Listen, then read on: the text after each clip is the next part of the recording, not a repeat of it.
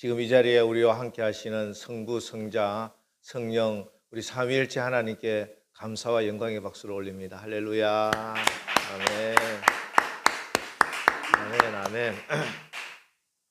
자, 우리 사도행전 말씀 계속 이어나갑니다. 원래는 아시아에서 복음을 전하려고 했던 바울이 성령의 인도함을 받아서 지금 그리스 지역, 마게도냐, 아가야 지역으로 유럽으로 선교 여행을 떠나게 됩니다. 그것을 제2차 선교 여행이다, 제2차 전도 여행이다 이렇게 불러요.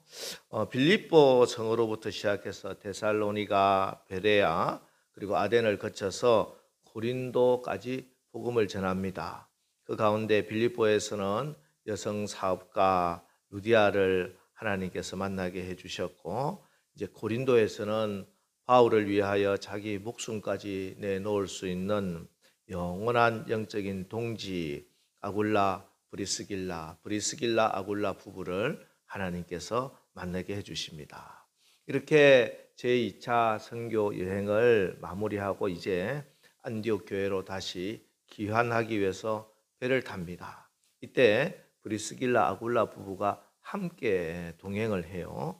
이 배가 에베소에 잠시 기항을 하는데 이제 아시아로 넘어온 겁니다. 에베소는 아시아 지금 튀르키예 지역, 터키 지역에 넘어와서 바울이 그 잠시 배가 잠깐 머무는 동안에도 한 며칠간 이제 배 다른 것도 정비를 하고 물건도 싣고 이런 과정이 있었던 것 같아요.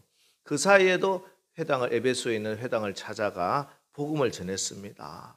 비록 짧은 시간이었지만 그 예수 생명의 복음을 듣고 또 에베소 사람들 중에 예수님을 영접한 사람이 생깁니다. 그래서 바울에게 지금 들려주신 이 말씀 계속 복음을 전해주십시오 이렇게 요청을 했지만 바울은 내가 다시 돌아오겠다 약속을 하고 안디옥으로 돌아가고 대신에 에베소에는 브리스길라 아굴라 부부를 남겨둡니다. 그리고 이제 안디옥 교회에 와서 선교 보고를 다 드리죠.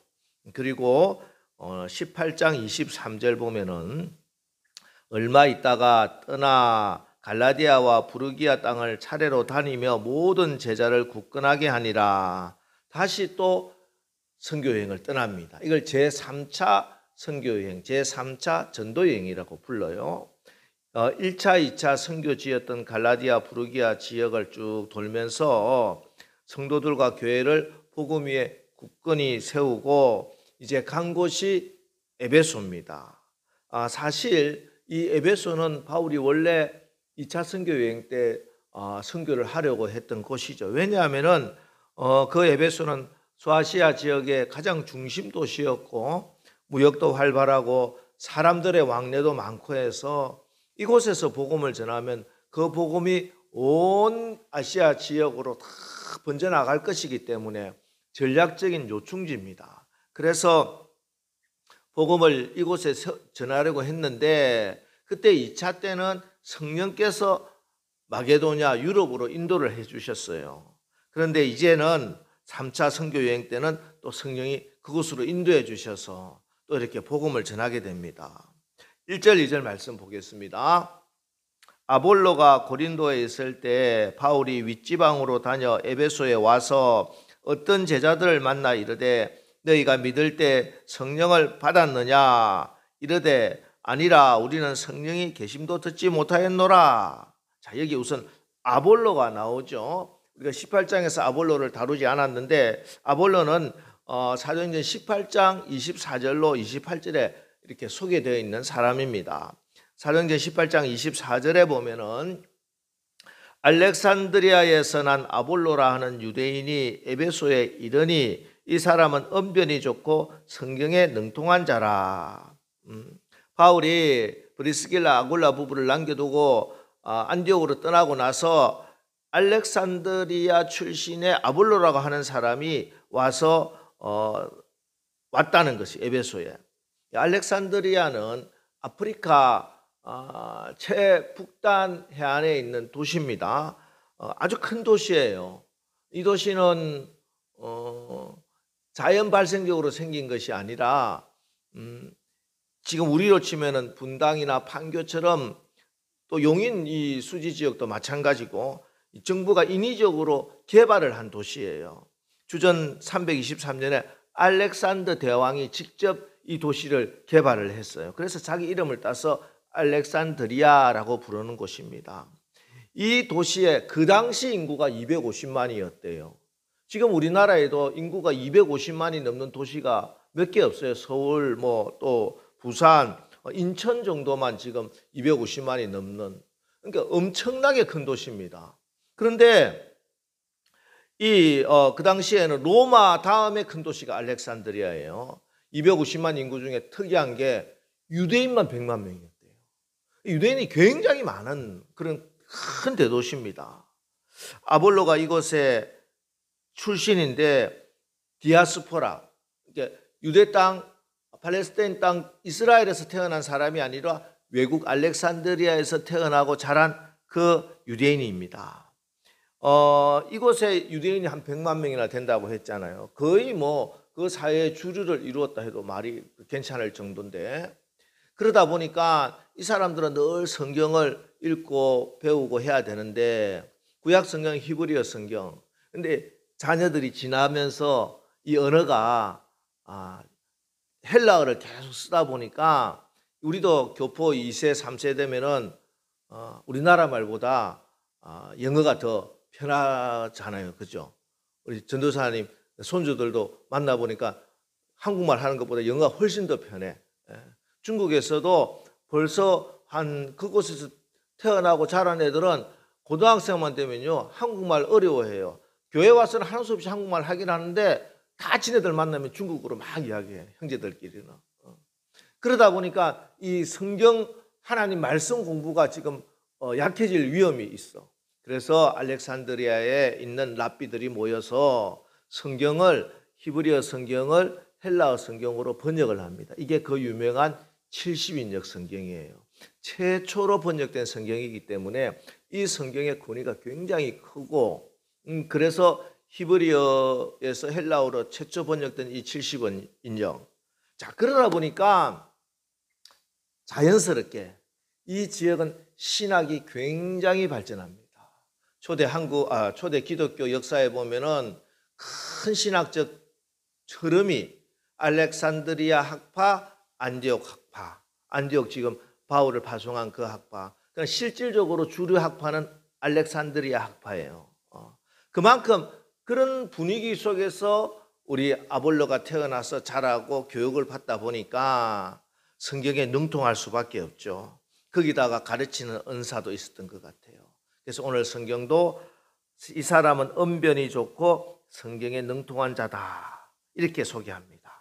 이 사람이 어떻게 예수님을 알게 되었는지는 확실하지 않지만 25절에 보면은 18장 25절, 그가 일찍이 주의 도를 배워 열심으로 예수에 관한 것을 자세히 말하며 가르치나 요한의 세례만 알따름이라. 이분이 아주 열심히 해당해서 예수님을 가르치기 시작했다는 거예요. 에베소 해당에 와가지고. 자, 그런데 이때 지금 에베소에 누가 남아있어요? 브리스길라, 아굴라 부부가 남아있잖아요. 해당에서 아볼로라고 하는 사람이 예수님에 대해서 막 증거를 해서, 야, 저 사람이 어떻게 예수님을 알까 싶어서 자세히 들어보니까 아직 복음을 정확하게 모르는 거야. 그걸 성경이 오늘 요한의 세례만 알더라, 이렇게 말씀했어요. 그래서 조용히 불러서 온전한 복음, 바울로부터 들었고 알고 있는 예수님의 십자가 부활의 복음을 정확하게 이렇게 가르쳐 줍니다. 이렇게 예수님의 십자가 복음을, 부활의 복음을 알고 믿게 되고 예수님을 온전히 영접한 아볼로가 고린도로 떠난 거예요. 고린도에 가서 예수는 그리스도라, 성경에 보면 그렇게 힘있게 전하더라, 이렇게 되어 있어요.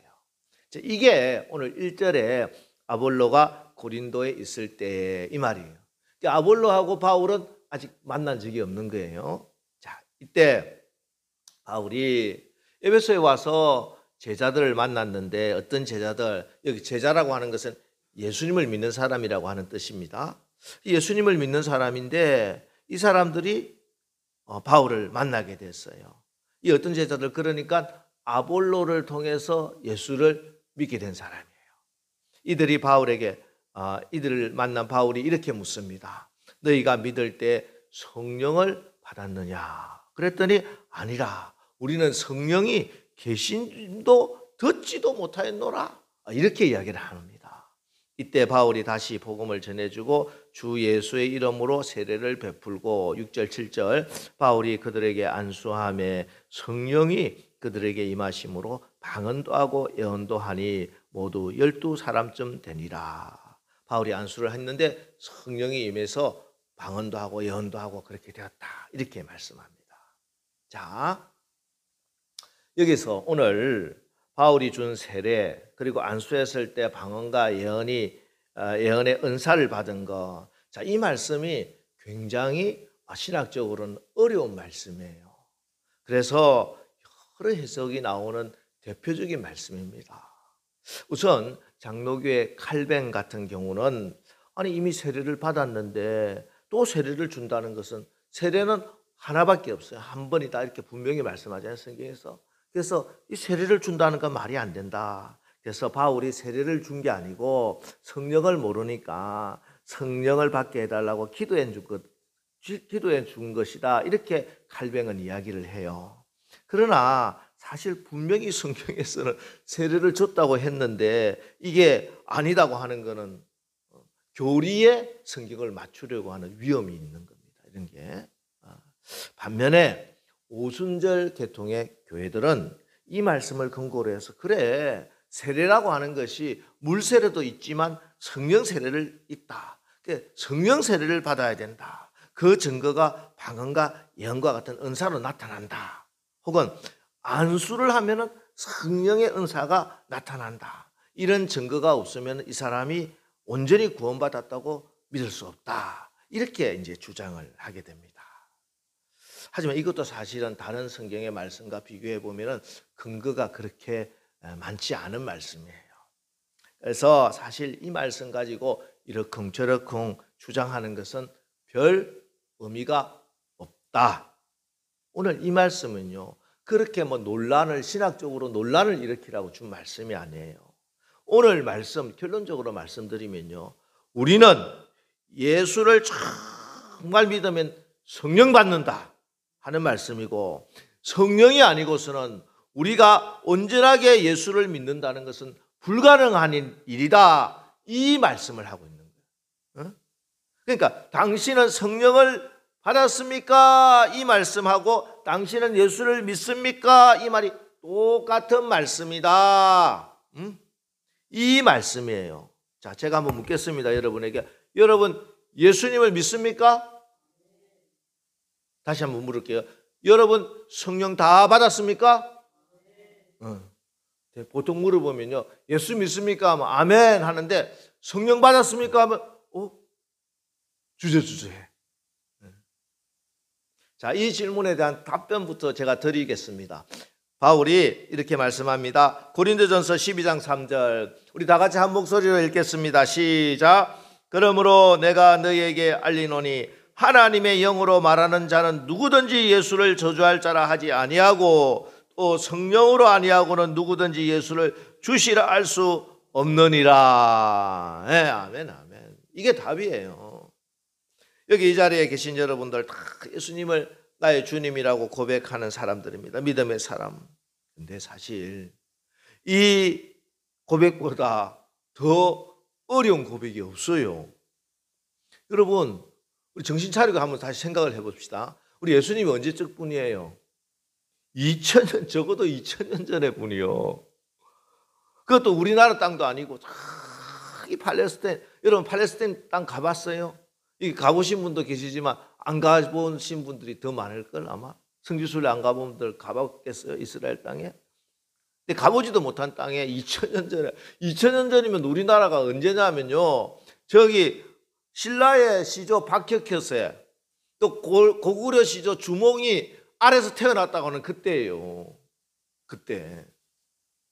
여러분 박혁거세 주몽이 아래서 나왔다, 뭐 닭도 아닌데 그거 믿어요? 저 안 믿어요. 근데 지금 2000년 전에 그때 저기 팔레스타인의 에수라고 하는 청년이 나의 죄를 대신해서 십자가에서 죽고 또 장사한 지 사흘 만에 막 부활을 했다. 그분이 하나님이래. 이 황당한 이야기를 어떻게 믿을 수 있냐고. 도대체 아래서 태어났다는 것보다 훨씬 더 황당한 이야기인데. 그래서 세상에는 이 말씀을 믿는 사람보다 믿지 않고 비우는 사람이 훨씬 더 많은 거예요. 하지만 저와 여러분은요, 내가 보지도 못했고 한 이 황당한 이야기를 믿고 나의 하나님이라고, 나의 주님이라고 고백을 하며 그 예수를 위해서 내 일생을 다 드리기를 그렇게 살아가고 있더라는 거예요. 이게 어떻게 가능한 일입니까? 도대체 여러분이 열심히 공부를 해서 신학을 막 연구를 해보니까 이게 사실이다 그런 결론이 나서 예수를 믿게 되었어요. 아니면 여러분이 예수 믿기 위해서 뭐 산에 들어가서 돌을 닦았습니까? 성경 막 한 100독을 해보니까 믿어지더라. 몇 해 전에 코로나 전입니다. 그때 이제 전도를 한다고 이게 교회 앞에서 전도를 하고 있는데 어떤 중년 신사분을 만났어요. 복음을 전하는데 이분이 자리에 딱 앉는 거예요. 그러면서 나한테 따지듯이 자기가 성경을 몇 번을 읽었대. 예수 믿고 싶어서. 안 믿어지더래. 나 안 믿어지더라고. 성경을 3번, 4번이나 읽었는데도 못 믿겠더라. 반면에요. 이번에 우리 한교섬의 세미나에 이제 강의들이 쭉 있는데 제가 이제 손인보 목사님 강의에 들어갔었는데 그때 이제 목사님들, 이 사모님들을 이게 네 분 앉혀놓고 이제 질문도 하고 막 이렇게 하면서 이제 강의를 진행했어요. 그런데 한 분의 그때 질문이 뭐냐면 어떻게 해서 예수 믿고 목사까지 됐느냐 이렇게 물은 거예요. 그러니까 대구에서 오신 어떤 목사님이 친구가 햄버거 사준다고 해서 교회 갔다가 이렇게 목사가 됐대. 여러분 어떻게 이런 일이 있습니까? 어떤 사람은 내가 믿고 싶어서 예수고 막 성경도 읽고 했는데도 안 믿어지는데 햄버거 얻어먹으러 교회 갔다가 예수 믿고 목사까지 됐대. 여러분, 예수님이 믿어지는 것은 사람의 일이 아닙니다. 이건 사람이 할 수 있는 일이 아니에요. 누가? 성령님. 내가 알지도 못하고 만나지도 못하고 그 옛날에 그 예수님이 하나님이시고 나를 위해 십자가에 죽으시고 부활하셨다고 하는 이 사실. 성령이 먼저 우리에게 임해 주셨기 때문에 정말 황당하기 짝이 없는 이 복음이, 예수 십자가 부활의 복음이 믿어지는 거고 이 고백을 우리가 하게 된 것입니다. 그래서 여기 이 자리에 와 계신 여러분도 정말 예수님이 나의 죄 때문에 죽으시고 십자가에서 흘린 그 보혈의 피로 내 죄가 깨끗이 씻음을 받고 그게 또 주님이 그 사망 권세를 이기시고 부활하셨고 그 부활의 능력으로 나도 영생을 얻게 되고 부활의 생명을 얻게 되는 것이 믿어진다면은 여러분에게 분명히 성령이 계신 줄 믿으셔도 되는 거예요. 이게 성경의 말씀이에요. 하나님 말씀인 것입니다. 그러니 여러분이 이제 여러분과 함께 하시는 성령님을 제한하지 마세요. 믿음을 가지고 성령의 각양 좋은 것을 구하시기 바랍니다. 그래서 능으로도 아니 되고 힘으로도 아니 되는 그 모든 일도 성령의 능력으로 감당해내시고 풀어내시고 이겨내시기를 주의 이름으로 축원합니다. 그럼 다시 한번 묻습니다. 여러분은 성령을 받았습니까? 아멘이야, 아멘. 이 믿음이 있어야 돼요. 믿음 가지고 성령을 구하실 때 성령이 여러분과 함께 역사해 주시는 겁니다. 자, 그럼 다시 본문으로 돌아와서 이들은 왜 예수를 믿었다고 하고 아볼로한테 세례도 받았는데 왜 성령은 못 받았을까? 그리고 왜 바울은 다시 세례를 베풀어 주었을까? 바울이 분명히 세례는 하나라고 이야기하는데 왜 자기가 다시 세례를 베풀었느냐? 3절로 5절 말씀 다시 봅니다. 바울이 이르되 그러면 너희가 무슨 세례를 받았느냐? 대답하되 요한의 세례라. 바울이 이르되 요한이 회개의 세례를 베풀며 백성에게 말하되 내 뒤에 오시는 이를 믿으라 하였으니 이는 곧 예수라 하거늘 그들이 듣고 주 예수의 이름으로 세례를 받으니. 자, 여기 이 사람들이 세례를 받았음에도 불구하고 성령을 받지 못한 결정적인 이유는 그것은 요한의 세례, 여기에 답이 있습니다. 여기 요한은 세례 요한을 의미해요. 세례 요한, 예수님이 메시아라고 하는 사실을 알았죠. 그런데 세례 요한도 모르는 사실이 있습니다. 뭘까요? 십자가와 부활입니다. 왜 몰라요? 죽었으니까. 예수님이 십자가에 달리시기도 전에 세례 요한은 헤롯에게 순교를 당해요. 그러니 세례 요한은 당연히 예수님의 십자가의 부활을 알지 못합니다. 그래서 지금 이 제자들은 요한의 세례를 받은 이 사람들은 완전한 복음으로 세례를 받은 게 아니고, 그러니 이들이 지금 뭐 물세례를 받았니 성령 세례를 받았니 이런 논란이 아니라니까요. 이게 성부 성자 성령의 이름으로 세례를 주노라, 이 세례를 안 받은 거야. 그래서 바울이 주 예수의 이름으로 세례를 베푼 겁니다. 그리고 이제야 그들은 십자가에 달리신 예수 그리스도의 공로로 그 은혜에 의하여 믿음으로 구원을 받게 된 겁니다. 여러분, 우리가 구원받는 것은 오직 주 예수 그리스도의 십자가와 부활의 공로로 그 은혜로 구원받는 것을 믿으시기 바랍니다. 그래서 주님도 이렇게 말씀하시죠. 저도 사실은 신앙생활을 하면서 교회 다니면서 어릴 때 이 말씀이 이해가 되지 않았어요. 누가복음 7장 28절. 내가 너희에게 말하노니 여자가 낳은 자 중에 요한보다 큰 자가 없도다. 그러나 하나님의 나라에서는 극히 작은 자라도 그보다 크니라 하시니. 자, 제가 중고등학교 때 이 말씀을 읽고, 아니 요한보다 내가 크다고? 그 말이 안 되는데? 요한이 얼마나 경건하신 분이고 얼마나 대단한 분이에요. 근데 우리 예수님이 천국에 가면은 너희가 세례 요한보다 더 크다 이렇게 이야기해요. 왜 그럴까요? 그게 예수 복음의 능력인 거예요. 여러분, 우리가 이렇게 대단한 사람이에요. 예수 믿는다는 게, 예수 십자가 복음을 믿는다는 게 그렇게 시시한 게 아니라는 거예요. 그 누가 아무리 대단한 사람이 있다 하더라도 이 세상 모든 사람보다 더 위대하고 큰 사람으로 하나님이 우리를 영접해 주시고 천국 백성으로 삼아 주시는 줄 믿으시기 바랍니다. 이게 복음을 믿는다는 것이고 이게 성령 받았다고 하는 축복인 것이에요. 그래서 이들이 성령을 받은 것은 바울이 뭐 안수를 해서가 아니고 방언이 나오고 예언이 나와서가 아니라 복음, 예수 십자가 부활의 복음을 듣고 그 복음의 주님을 영접해서 성령님이 임한 것이고, 또 그 성령님이 그 복음을 믿게 하시고 예수를 주라 시인하게 하신 것입니다. 여러분, 그러니 여러분 안에 성령이 계신 것을 분명히 믿으시기 바랍니다. 그리고 그 성령님께 이제 여러분을 다 온전하게 맡기세요. 성령의 지배를 받고 성령의 인도함을 받으시기 바랍니다. 여러분, 신앙생활이라고 하는 것은요, 내가 주도권을 쥐고 하나님이 나를 도와주는 게 아니에요. 믿음이라고 하는 것은 내 인생 전체를 하나님께 맡기고 하나님께서 나를 이끌어 주시는 대로 내가 끌려가는 거예요. 나를 나보다 더 사랑하시고 나에 대해서 나보다 더 많이 아시는 하나님, 그분 성령님의 손에 붙들려 그분의 인도함을 받으며 사는 것입니다. 여러분, 성령님은 인격이세요.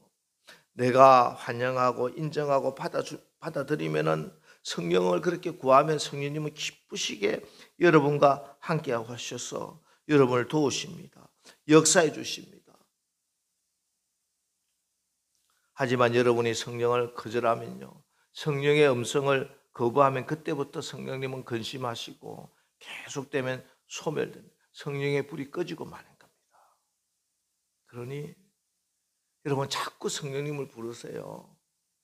어려운 일을 당했을 때, 억울한 일을 당했을 때 성령님 날 좀 도와주세요.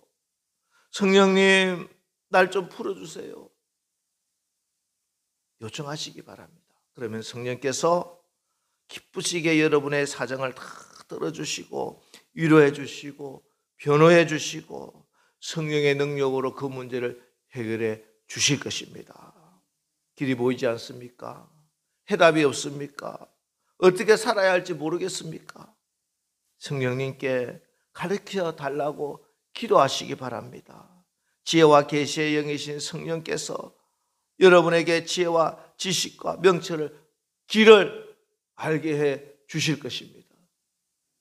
상처 있고 병든 여러분의 육신과 마음 성령께 올려드리시기 바랍니다. 땅이 혼돈하고 공허하며 흑암이 깊음 위에 있을 때 하나님의 영 성령이 임하니 창조의 질서가 임했습니다. 성령께서 여러분의 몸에 마음에 임하면요, 여러분의 몸이 하나님의 창조의 질서대로 회복될 것입니다. 여러분의 혈관에는 깨끗한 피가 흐르고 뼈와 근육과 신경과 세포 조직 하나하나 다 강건해지고 호르몬도 정상적으로 다 분비시켜 주시는 거예요. 어릴 때부터 부모로부터 받은 상처, 내가 기억나지도 않는 내 마음 깊은 곳에 있는 이 쓴뿌리, 시도 때도 없이 밀려오는 그 우울한 마음들, 두려움, 성령이 임했으면, 성령이 만지시면 하늘의 절대 평안으로 깨끗하게 치유해 주시는 거예요. 여러분은 성령 받은 사람들이에요. 여러분 안에 성령 계세요. 성령님이 여러분의 몸을 성전 삼아 여러분 안에 계시는 것입니다. 기뻐하세요. 성령이 함께 하십니다. 이번 한 주간 여러분 오직 성령의 지혜와 능력으로 여러분 앞에 놓여 있는 모든 문제를 다 해결해내고 여러분의 삶 가운데 역사하시는 그 성령님으로 하나님께 영광을 돌리는 승리의 한 주간 사시기를 주님의 이름으로 축원합니다.